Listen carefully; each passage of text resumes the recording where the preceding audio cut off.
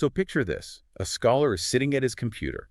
He reads a few theoretical academic articles on some foreign website and shares them with like fewer than 100 followers. Yeah, a tiny audience. Exactly, a microscopic action.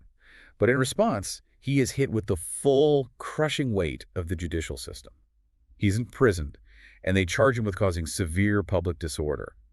And when you hear a premise like that, the immediate question is, why? Right. How does an action so microscopic trigger a reaction so massive?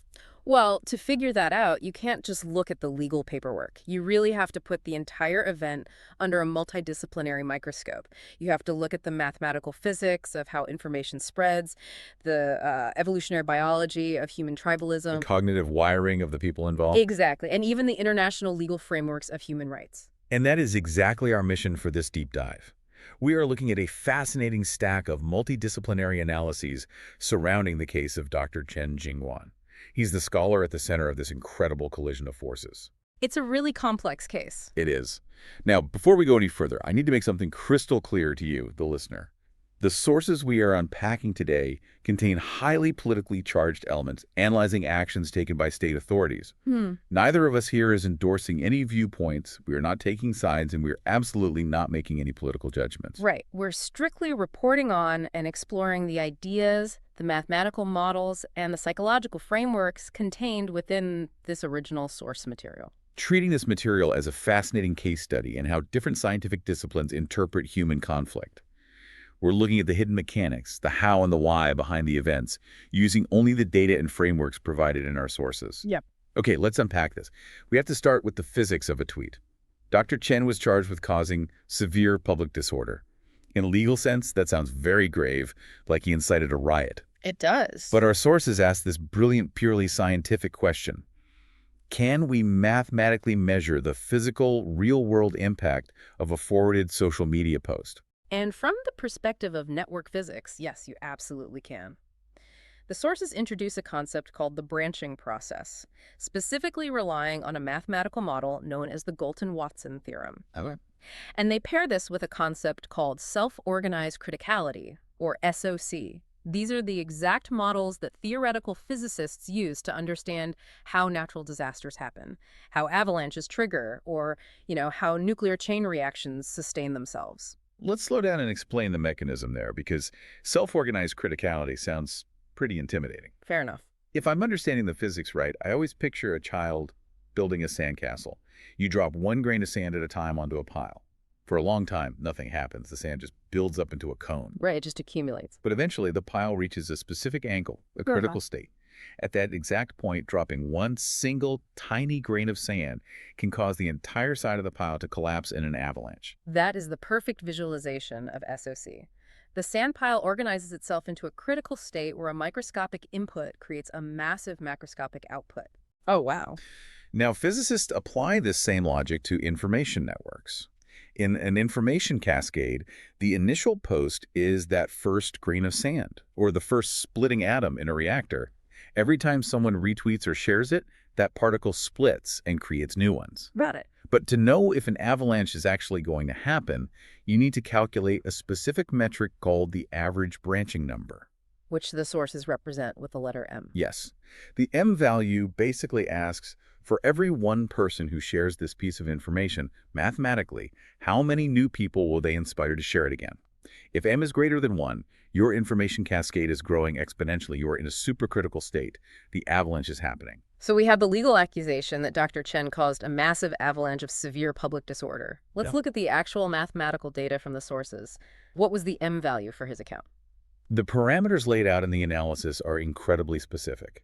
First, Dr. Chen's account had fewer than 100 followers.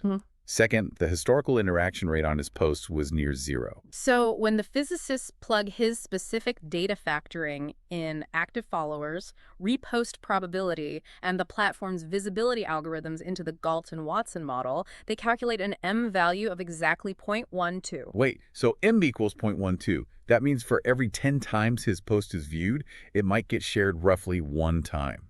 It's mathematically shrinking from the moment he hits send. Exactly. It's like throwing a single damp spark onto a lawn of wet grass. It doesn't matter how much the authorities might fear a fire.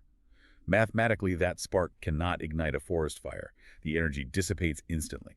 Because is severely less than 1, the system is in what physicists call a deep subcritical zone. There is just no fuel. But wait, I have to push back here because we've all heard of the butterfly effect. Sir. The idea that a butterfly flapping its wings in Brazil can set off a tornado in Texas. Even if his account is small, couldn't one tiny action theoretically hit the algorithm just right and cause a massive avalanche of public disorder? I mean, isn't that what the legal charges are afraid of? That is the intuitive leap that people often make, and it seems to be the exact assumption the legal charges relied upon. But the physics in our sources shut that down completely. Let's go back to your sandpile analogy. Okay. For a butterfly effect or a sand avalanche to happen, the system itself must already be in that perfectly primed supercritical state. The background value must already be greater than 1. You cannot cause an avalanche on a flat beach. Ah, because Dr. Chen's branching number was 0.12, the beach is completely flat. Precisely. The mathematical extinction probability of his information cascade was nearly 100%. The Galton-Watson model shows that 95% of the time, the total shares for his posts would be 3 or less. Total. Wait, really? 3 shares? 3. So causing a severe public disorder wasn't just a low probability. According to the rigorous physics framework in our sources, it was a 0 probability event. It mathematically could not happen in our physical reality. That's wild. What's fascinating here is how mathematical certainty directly contradicts the vague legal assumptions of the charges. The law assumed a massive cascading threat based purely on human intuition and fear, while the physics proved that the threat was effectively a mathematical vacuum. So if the math definitively proves this guy was a damp spark, that there was 0 physical threat of a public disorder avalanche, then a massive judicial sledgehammer makes 0 logical sense. So if the system isn't acting on logic, what are they acting on? Is it like purely biological? You've hit the nail on the head. To understand a modern courtroom here, the sources argue you actually have to look at the Stone Age. We are shifting from theoretical physics to evolutionary psychology, specifically a concept called evolutionary mismatch. Meaning our brains are essentially running ancient, outdated software in a modern, complex world. Exactly. For hundreds of thousands of years, human minds evolved in small, face-to-face, hunter-gatherer tribes of maybe 150 people. In that harsh environment, survival depended entirely on group cohesion. You had to detect cheaters, punish defectors, and defend the group's status hierarchy at all costs.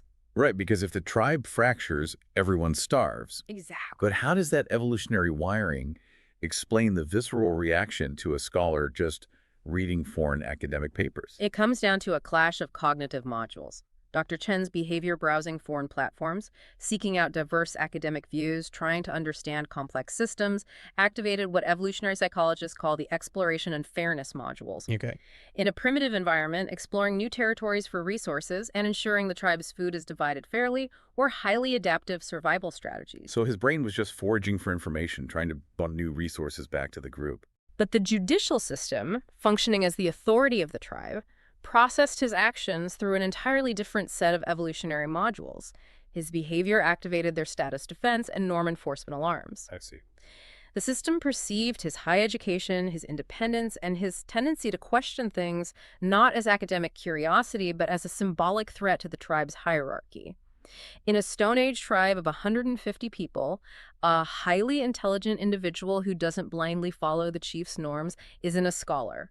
They are a potential usurper. Yeah. They are a physical threat to the social order. So they didn't see a guy at a computer. Their ancient brain wiring saw an internal defector threatening the tribe's survival. That explains the intensity of the reaction. But we're talking about modern professionals working in a judicial bureaucracy. How do ordinary people justify ignoring the total lack of physical evidence to themselves? I mean, they aren't literally cavemen. This is where the sources bring in social psychology, unpacking 2 very specific mechanisms: the fundamental attribution error and moral disengagement. Let's take the fundamental attribution error first. This is our brain's tendency to attribute someone's behavior to their inherent character or malicious intent while completely ignoring the situational context. Like when someone cuts you off in traffic. Yeah. You instantly think that person's a selfish monster. Rather than thinking maybe you're rushing to the hospital, you attribute it to their core character. That's it. So instead of the authorities looking at the context and saying, he is a scholar saving theoretical files for academic research, their brains took a dangerous evolutionary shortcut. Which was? They thought, he has a high education, therefore he must know exactly what he is doing, therefore his inherent intent is to maliciously attack our system. They replaced evidence of harm with an assumption of evil intent. Here's where it gets really interesting, because the sources point out how the individuals involved use diffusion of responsibility to carry this out. They continually claim they were just following upper-level instructions to make this an ironclad case. Yeah. It's a psychological loophole. We all do this to some degree. It's the same mechanism we use when we say, hey, I'm just enforcing company policy, to avoid feeling guilty about a terrible customer service rule. By saying the system is making me do it, these officials don't have to carry the moral weight of punishing an innocent man. When individuals in a bureaucratic system let their role identity, their job title, overwrite their moral identity, you get a situation where following orders replaces independent evidence-based judgment. That evolutionary fear of being ostracized by their own group overrides their modern legal duty to be impartial. It's terrifying to realize that biological tribal instincts can just hijack modern institutions like that. And the sources take this even deeper, connecting this evolutionary tribe mentality to the specific individual personalities involved. It wasn't just a broad biological mismatch for the human species. No, it wasn't. It was a fundamental clash of individual cognitive wiring. The sources use the Big Five personality model to break this down. Let's look at Dr. Chen first. He is profiled as having extremely high openness and high conscientiousness. Let's explain what that actually means neurologically. Sure. High openness doesn't just mean you like trying new foods. It means your brain's reward network actually craves complexity. You tolerate ambiguity well, and you feel a biological drive to seek truth across multiple disciplines, even if it contradicts what you currently believe. And high conscientiousness means he pairs that curiosity with intense logical discipline. He values rigorous evidence and structure. Exactly. So if Dr. Chen is one operating system, let's call it a highly advanced open source software designed to explore gray areas and constantly update its code based on new data. What operating system is the judicial bureaucracy running on? The sources describe the judicial system's response as being driven by an authoritarian personality type paired with a massive need for cognitive closure. This is the polar opposite of openness. Well, a high need for cognitive closure means the brain treats ambiguity in gray areas as a literal stressor. It craves absolute certainty, demands strict obedience to authority, and operates entirely in black and white thinking. So it's like plugging that open source computer into a primitive smart fridge that only understands two inputs: door open or door closed, loyal or disloyal. That's a perfect way to put it. Dr. Chen's OS is trying to process a nuanced academic debate, and the judicial system's OS literally crashes because it cannot process the complexity. It just spits out an error code and defaults to threat. It crashes, and then it goes into defense mode to eliminate the stressor. And the sources scale this personality clash up to a massive cultural chasm using moral foundations theory. We are looking at a conflict between two entirely different worldviews on what truth even is. On one side, driving the system, you have an absolute truth worldview. How does that worldview define truth? In high-power distance cultures, truth isn't discovered. It is dictated from the top down by authority. If the authority says a post is a dangerous rumor, it becomes a dangerous rumor by definition. The system prioritizes what psychologist Jonathan Haidt calls binding moralities. Things like loyalty to the in-group, respect for authority, and ideological purity. Exactly. And on the other side, driving Dr. Chen is a relative or constructivist truth worldview. This is the bedrock of the scientific community. Truth isn't handed down by a boss. Truth is a process of constant questioning, where ideas have to be mercilessly tested and debated.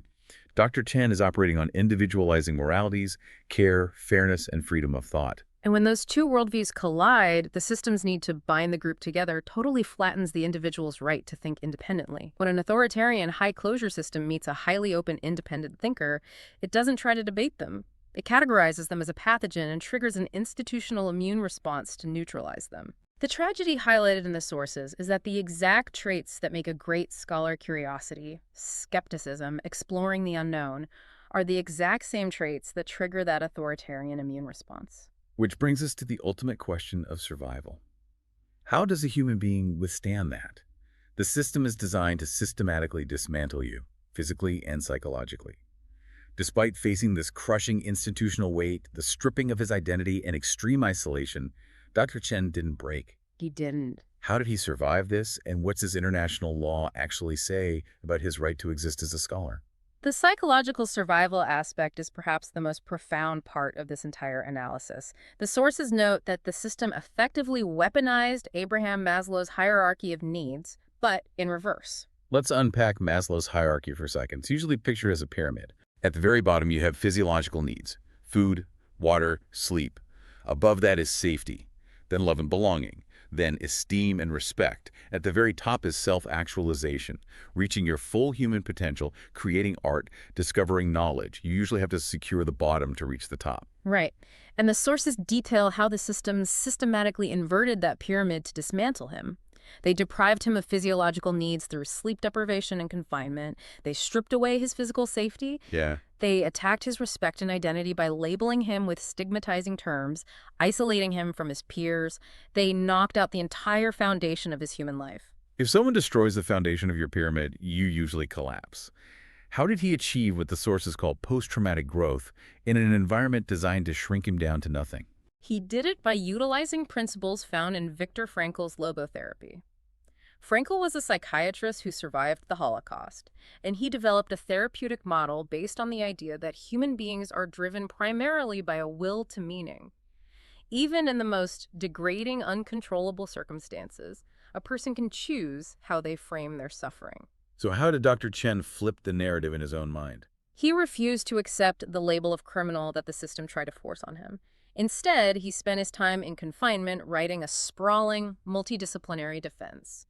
He stopped viewing his suffering as a personal failure or a meaningless tragedy. He reframed it. He frames his experience as a historical record. He realized he was living inside a civilizational fault line. He was the physical embodiment of that exact clash between scientific constructivism and absolute authority that we just discussed.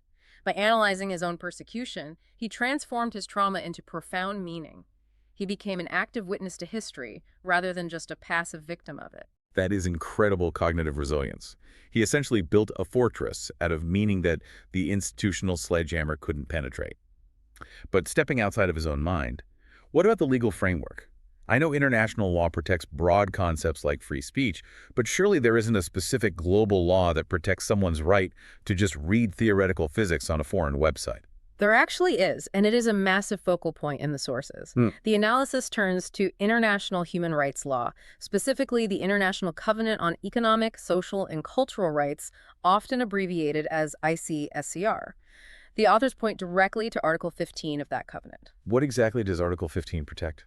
It explicitly guarantees the right of everyone to take part in cultural life and to enjoy the benefits of scientific progress and its applications. It requires states to respect the freedom indispensable for scientific research and creative activity. So it's not just a vague notion of free speech, it is a codified international right to academic freedom. Yes. The sources argue forcefully that Dr. Chen's actions gathering academic texts, exploring theoretical physics, engaging in complex intellectual debates, falls squarely under the protections of Article 15. The criminalization of his research isn't just a local procedural error or a minor overstep. According to this international framework, it is a direct, severe violation of fundamental human rights. Wow. If we connected this to the bigger picture, the sources are arguing something profound about the nature of justice. A true rule of law cannot function purely as a Stone Age instrument of order, conformity, and control. It must tolerate cognitive diversity. Right. It has to respect the humanistic need for self-actualization. When a legal system criminalizes the search for knowledge just because it feels complicated or foreign, it doesn't just harm one individual scholar in a cell. It damages the entire society's capacity for scientific innovation and cultural progress. Wow. Okay, let's take a breath and look at the incredible journey we've just been on. We started by zooming all the way in on the branching math of a single social media post, using the physics of sand piles to prove that an information avalanche was physically impossible. And then we zoomed out to the Stone Age. Right, looking at the evolutionary psychology, the fundamental attribution error, and the tribal reflexes driving the courtroom's fear. We looked at the clash between an open, curious personality and a system terrified of ambiguity. Exactly. And finally, we look at the profound humanistic resilience of a scholar using meaning to survive, defending his fundamental right to think under international human rights law.